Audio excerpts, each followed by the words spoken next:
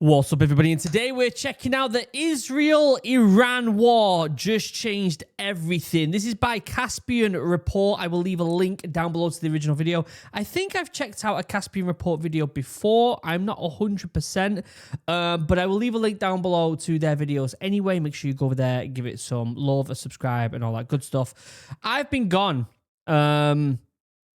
I put up my last video on Wednesday and then took a break. Had a lot on my mind. The passing of a family member. My grandfather died and I was getting sick, and then my son had surgery yesterday. I just had a lot on and I needed that break, but I'm feeling recharged. I'm back. I'm excited to get some work done. Over the time that I had off, it almost seems like World War III is about to start, with Israel bombing Iran and then Iran bombing Israel in return. We're seeing this whole, they've got weapons of mass destruction all over again. It's like clockwork. We're going to be looking into this. We're going to be talking about it. We're going to be going through it and seeing what's going on, okay? Before we get started, though, check out Chug, 10% off, link down below for the best drinking vessel in the world. If you want to look like an absolute legend while drinking your drink, you can get 10% off down below. Handmade here in the UK. You're not going to get a better deal anywhere else. You can get free customization. You get a free bag. These things are phenomenal, and they're selling so well. People are really, really happy with them. It's incredible to see. Also, check out Morale. I'll have a new podcast episode coming up this Friday for the Morale podcast, which is called Morale Boost, which is really exciting. The drink will be out very soon. We're talking September. The drink is going into production at the end of this month and beginning of next month, which is really, really exciting. I'll actually be getting the samples for the clothing. This is the first time I'm actually saying this to anyone. The samples for the clothing that everyone in the Kickstarter backed, I will be getting them tomorrow. So when you watch me on this video tomorrow, when you watch the video go live tomorrow, you will see me in the new Morale clothing, which is incredibly exciting. Links down below to all that stuff. Okay. We're going to have to get serious here. We've got a video by Caspian Reports. I've also got, because this video is a day old, 2 days old, which sounds ridiculous saying out loud how that might be out of date, but because things are going so quickly right now with what's going on with Israel and Iran, it just seems like every hour there's a new update. So I've got this video that came out on the 15th. It's the 17th right now. I'm recording it the morning of the 17th, and it'll go out tonight. This video will go out tonight. There could be updates, and there's a few little updates here and there. So I'm gonna kind of put them updates in as we watch the video. Okay. Now, when we get this, let's get this up real quick. When we watch this, I want us all to be as analytical as possible. Remember, the priority is humanity and trying to keep people safe. Before we even start, if you are in anywhere in Iran or Israel where you could be in a place that is targeted, please keep your family safe. Get yourself out of there. I've got friends of mine who I did bus life with who are from Israel, and they're in Israel right now, and they've had to, put themselves in safe rooms and stuff like that. If you're in the area, just please look after yourself. If you can get out, get out. It's not worth it. This is people with egos fighting each other. That's what this is. It's bigger people with egos wanting to dominate other people with big egos. And the average Joe, like me and you, are always the ones that suffer. So if you've got kids, or if you've got family members, get the hell out of there. Get somewhere safe and be with your family, all right? Before we even start. So let's watch this video. The Cold War has turned hot overnight. In the early hours of June 13th, Israel launched preemptive strikes on Iran. Multiple explosions were heard across Tehran, with online footage showing blasts lighting up the capital. And there was a lot of footage as well. It's insane how social media now really highlights the realities of these attacks, doesn't it? The fire that started in the city didn't stop there. Additional explosions occurred in Isfahan, Tabriz, Kermanshah, Hamadan, Qom, and Piranshah. Cities that host nuclear, military, or strategic sites. Yeah, so the idea was Israel was like, Iran's got nuclear weapons, or they're about to develop nuclear weapons. We need to destroy these sites, which is very reminiscent of the whole weapons of mass destruction going into Iraq because they've got weapons of mass. It seems like we're just repeating history here, doesn't it? Because we haven't got, or at least I haven't seen, someone could end up commenting down below being like, there is proof, but I haven't seen any proof that they actually do have nuclear weapons. And so, again, just like Iraq, right? Just like Saddam Hussein, it just seems like, oh, they've got weapons of mass destruction, therefore we should start the next war. But we're yet to actually be shown any proof of this, aren't we? Or at least I haven't seen it as of, this morning on the 17th. Separate strikes also hit the Natanz nuclear site, the Arak heavy water reactor, and the Parchin military complex. Satellite imagery, for instance, shows considerable but likely superficial damage at Natanz. Either way, the initial 24 hours have been nothing short of a disaster for the Iranians.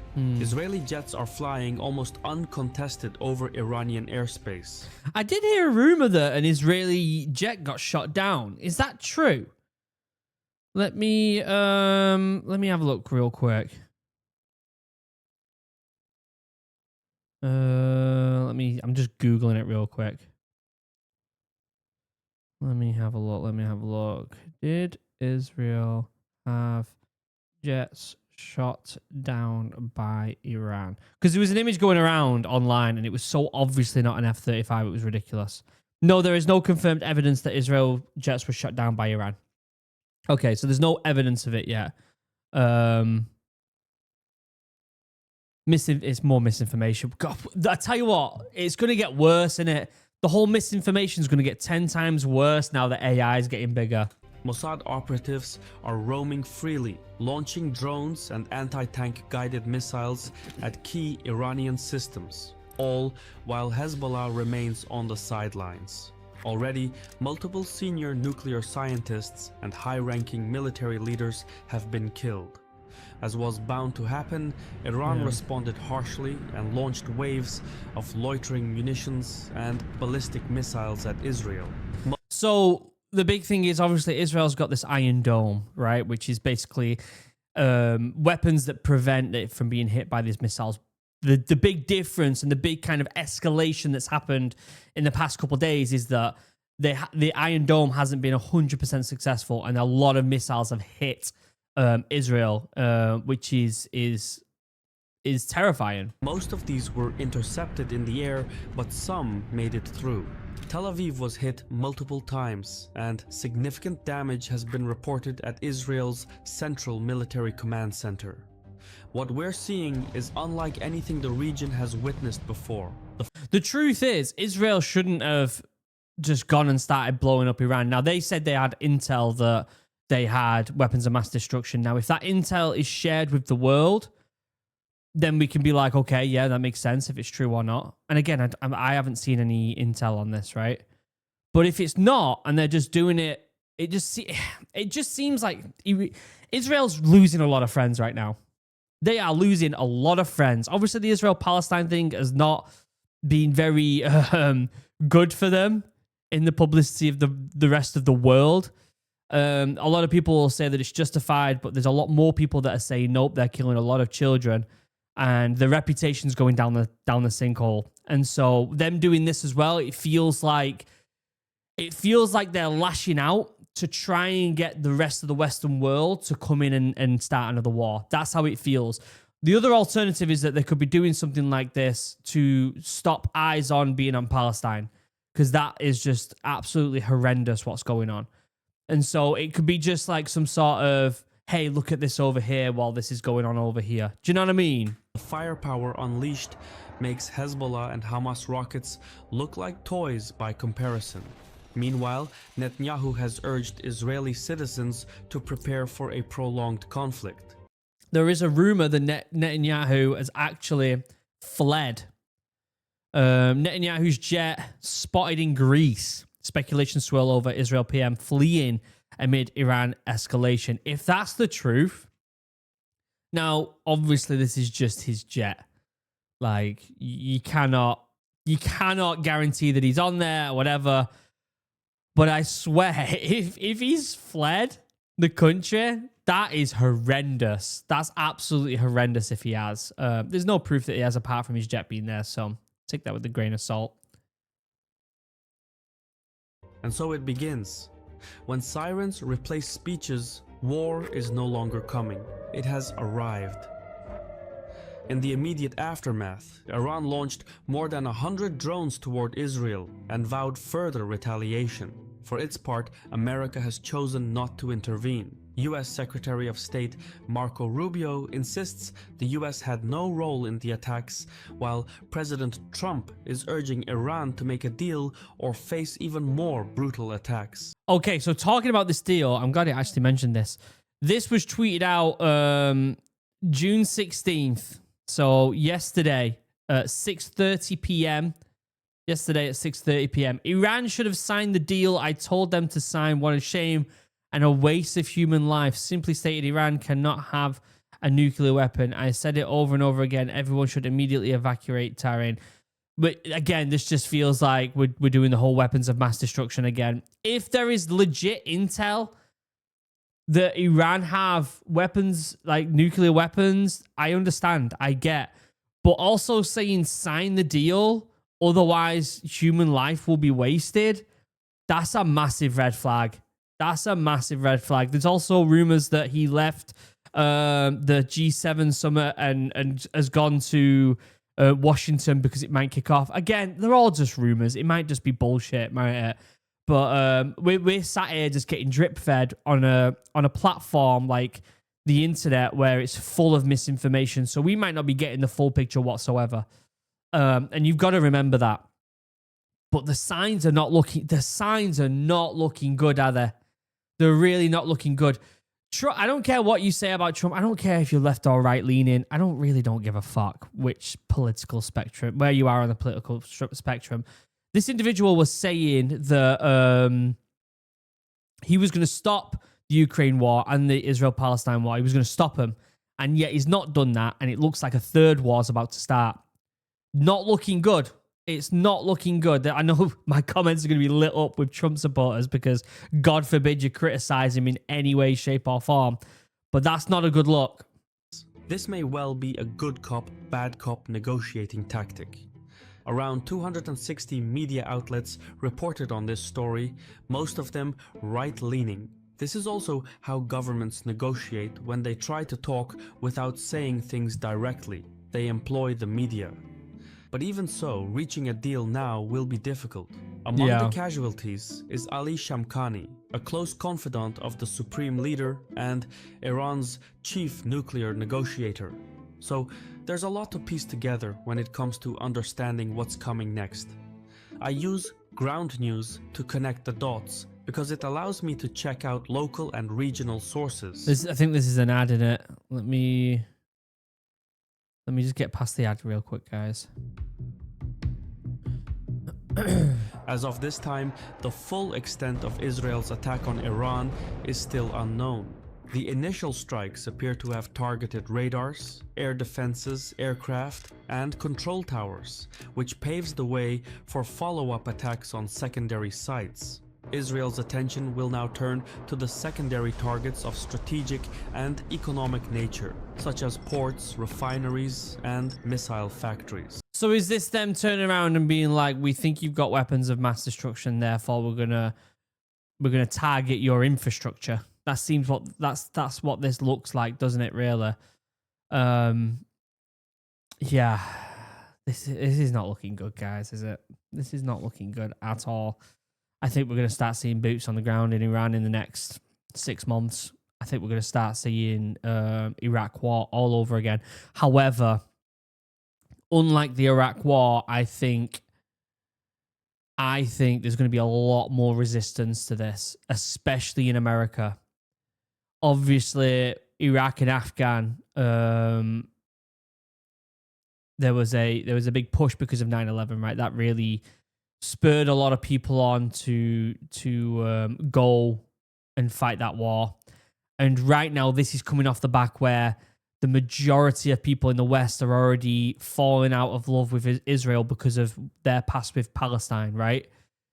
And so for them to be like, now we're kicking off with Iran, we want your help, there's going to be inevitably, statistically, there's going to be a lot less people that are going to want to participate in this war.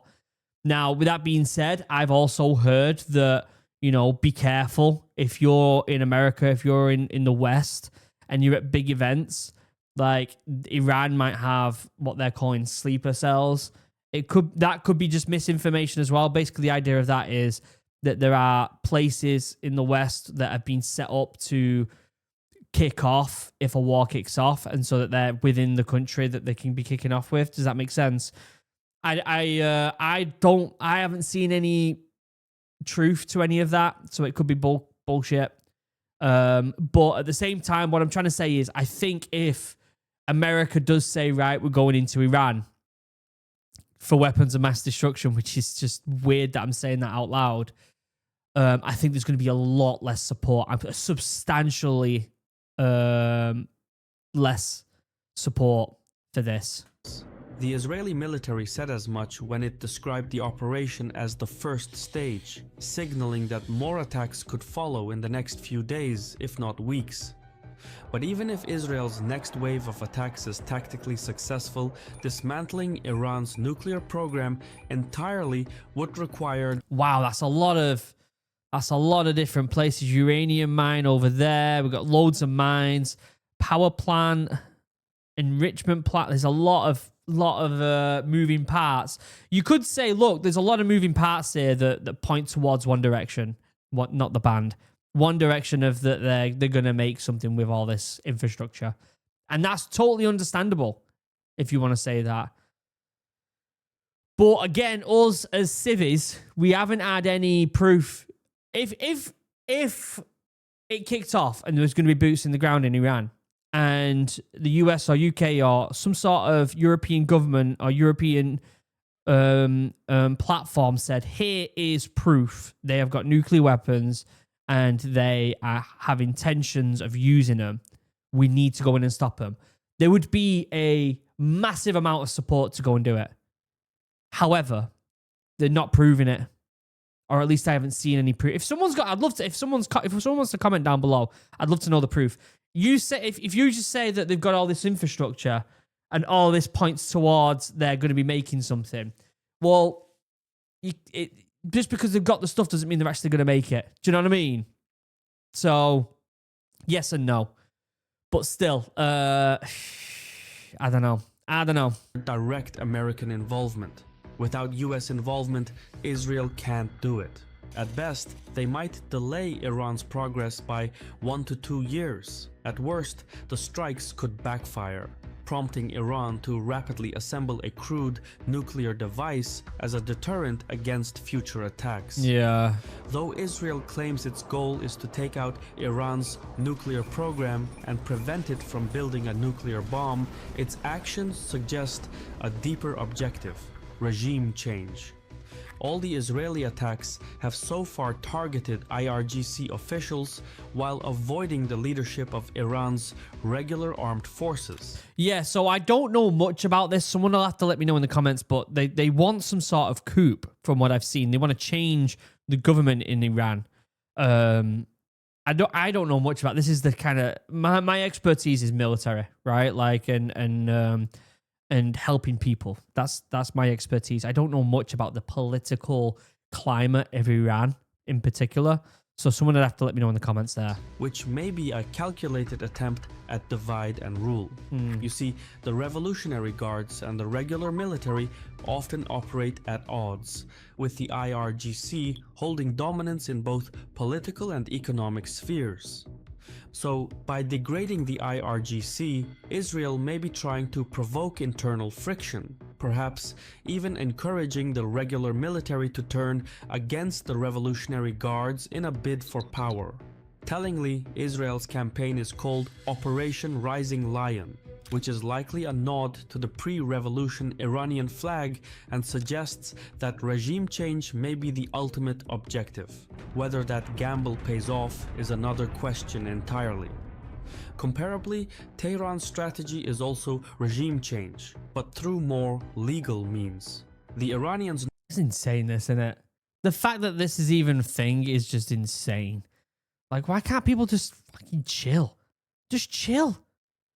Why can't people just be happy with the situation they're in and what they've got? Like, why does it just feels like constant tension? Just be happy with what you've got. I know it's such a stupid thing to say in general, innit? But it's just people with egos. It's just people not liking other people because they're different. It's just people with big egos saying that they want this, they want that, they want more, they want more. Hating on someone because they have different beliefs. different ideologies, different ways of living. It's exhausting, isn't it? It's just exhausting. No, they can't change Netanyahu's mind, but they might just be able to collapse his government by building up domestic pressure and triggering a vote of no confidence. To do this, Iranians will need to deliver maximum harm to Israel, but do so by focusing on infrastructure, military, and leadership targets while avoiding civilian sites as much as possible, which may be difficult in practice. And so the Iranians will want to launch waves of missiles at Israel day after day in the hope that it might lead to a vote of no confidence. This would be a political victory that helps Tehran save face and boost its position in future negotiations. But again, there is no guarantee that it would work. Regime change is less a strategy than a roll of the dice. The behavior of both Iran and Israel in the coming weeks will depend on a mix of military, political, regional, and strategic factors. Even a slight shift in one variable, like a US statement of support, could trigger ripple effects that drastically alter their next moves. In such a volatile moment, weak retaliation from Iran won't deter Israel, but a strong one risks drawing America into the war. That's precisely what Israel may try to provoke, escalating in hopes of pulling America in. I think that's the ultimate goal of Israel. They want the West to... Well, I mean, Israel wouldn't be doing the things it's doing if it didn't have the backing of the West. We know that. Everyone knows that. And so it's almost as if they're like forcing the hand of the West to get involved with something. But people here in England and in America, that they're just fed up of this kind of paradigm, right? They're fed up of this ideology that we have to blindly support someone even if they're doing something that isn't necessarily wrong. And because of the power of the internet, we are seeing the truth of these things. People don't want to support Israel anymore. They're losing a lot of friends. And listen, there's a lot of good people out there in Israel. There's a lot of good people that don't deserve the hate that they're getting. That's the truth of it. No one does.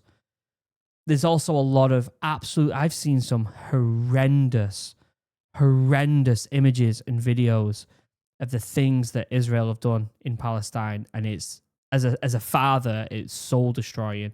I don't have the answers. I'm just another guy on YouTube that's watching this stuff and has no idea what the solution is. No idea. I don't know what they should do. I don't know what we should do. I don't know what. And if you're, I mean, I get it. We're going to have people in the comments who have very strong opinions about it, who think they know exactly what to do. And cool, you can go ahead and pretend that. You can pretend that you know exactly what should be done. There's a lot of people out there that think that. And actually, I implore you to go and look at the comments right now in this video. There will be people who think they know what to do. It's quite comical. If you see one of them comments, if you go down and you see some comments with people thinking they know what to do or having incredibly strong beliefs unnecessarily, just put a little red flag. We'll put a little red flag next to their comment. But yeah, the truth is we really don't know what to do. But what I do know is a lot of people are really seeing all this stuff. Because unlike back during, the Iraqi war and wars before that, we were fed information from media who can control the media. We've got the internet. And yes, the internet is slowly but surely being overtaken by AI-generated bullshit. Right now, we're at the point where we can just see if something's AI or not. There's a lot of people who can't tell that stuff, but if you've got the eye for it, you can tell when something's AI or not. And we're still seeing legitimate footage.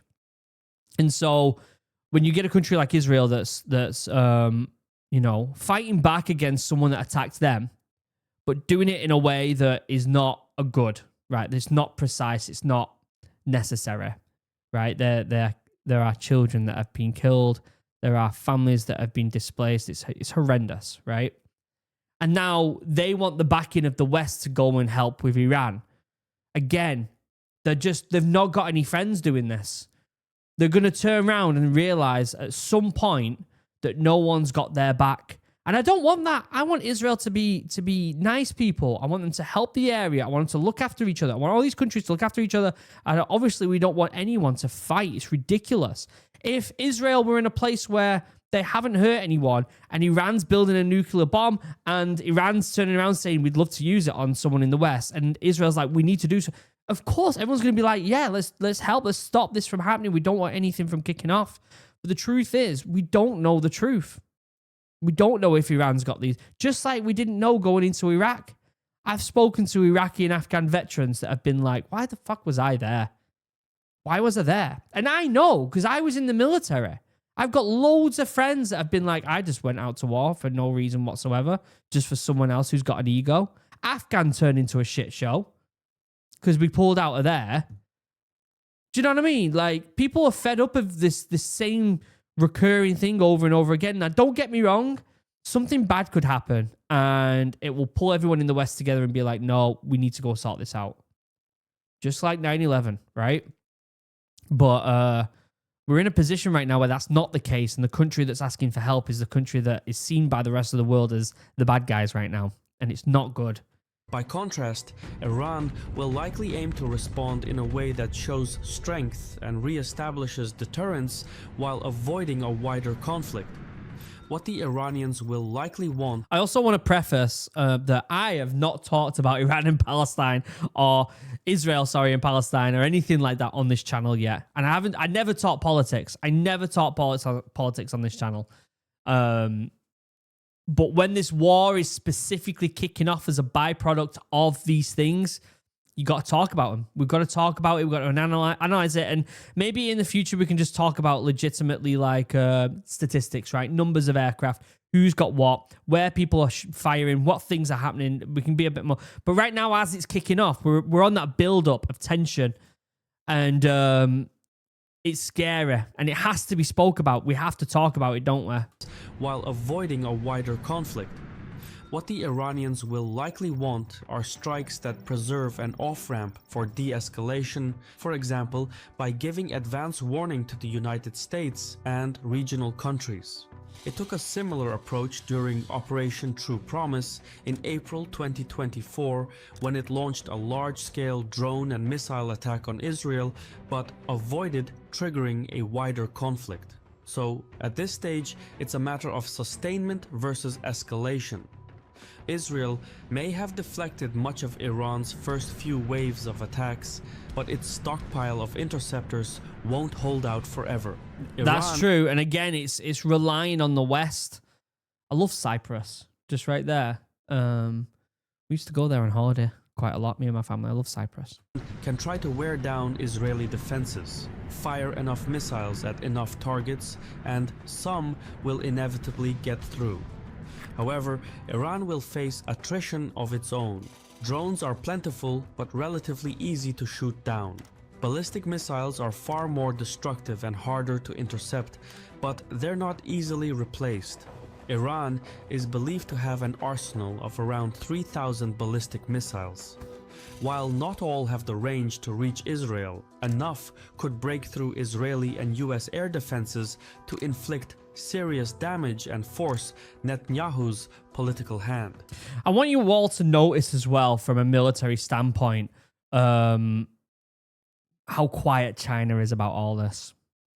Like, they are slowly becoming the world dominance. Right now, it's America, obviously. But America is being divided within the country of people who are pro and anti-Israel, right? There is this big rhetoric right now. There is. I mean, look at the protests that happened in the past weekend. Massive protests across the country in America. The country is more divided now than it has been in a very, very long time. And yet the people who are staying the strongest, the country that seems to just be sitting back and watching all this play out, is China. They're playing the long game here, and I think it's going to benefit them the most. So again, it comes down to a strategy of sustainment versus escalation. In years past, Iran wouldn't have relied solely on its missiles. Its first line of defense was its network of Arab proxies, specifically Hezbollah.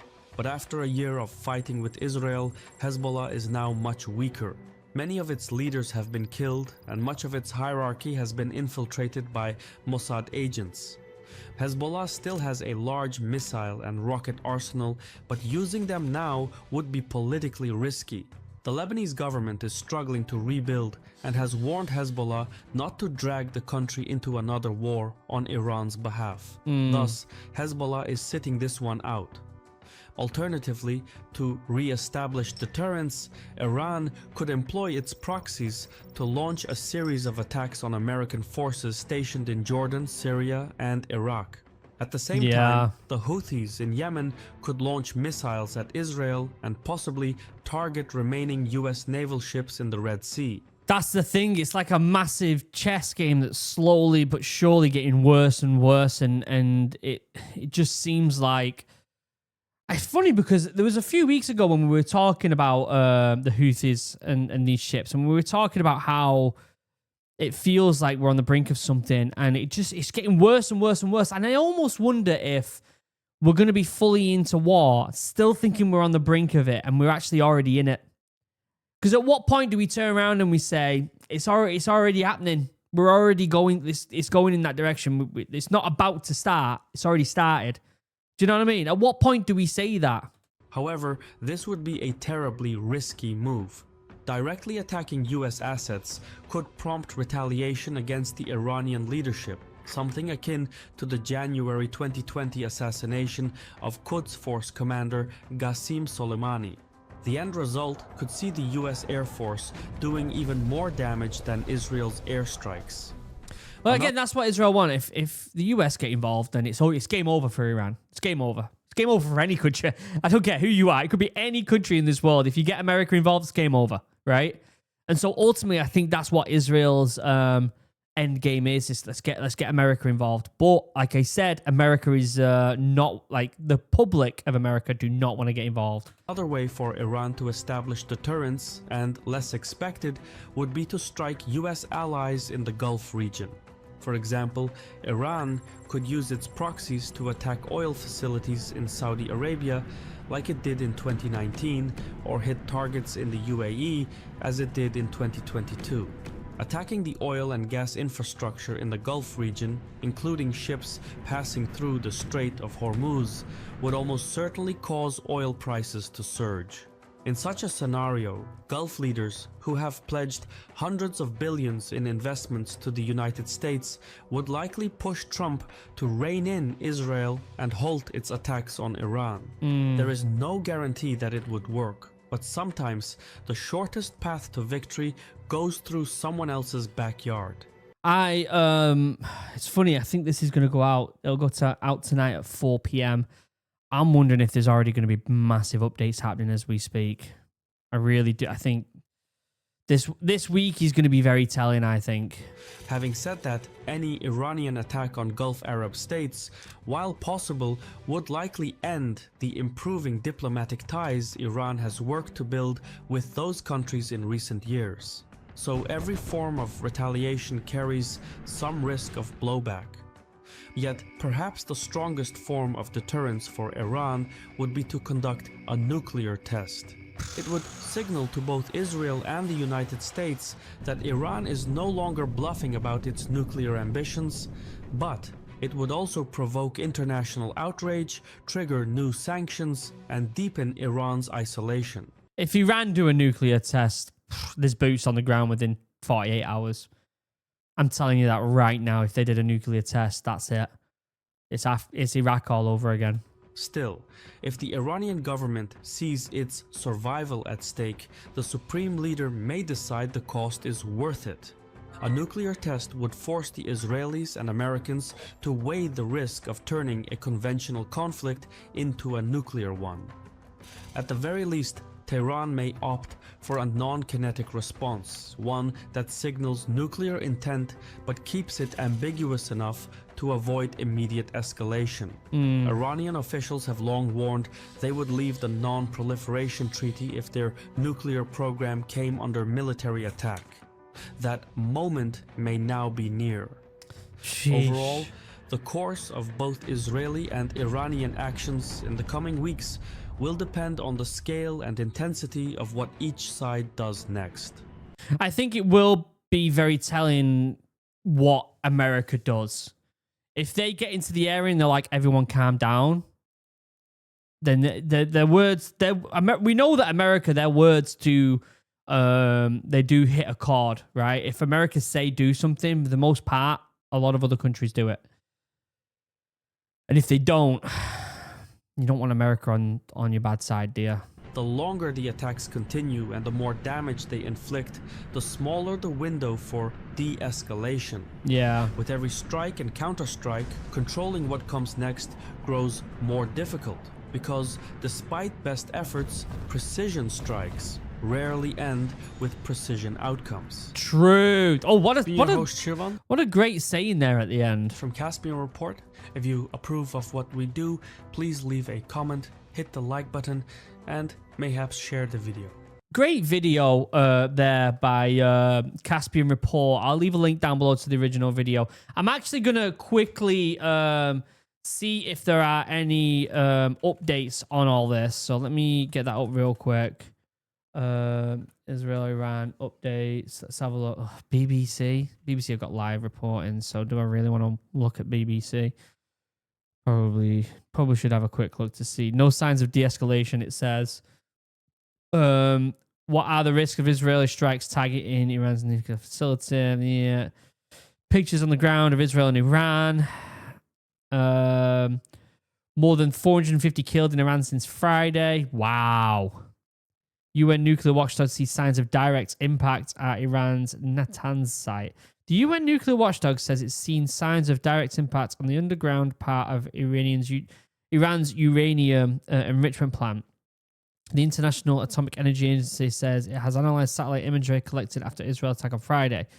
They say it saw no change to site at the Isfahan nuclear site or the underground Fordo enrichment plant. Yesterday, Israel said it attacked the sites and killed 9 Iranian nuclear scientists to stop Tehran developing nuclear weapons. Again, this is it's BBC in it, so they're going to be very biased. US President Donald Trump says we're looking at better than a ceasefire.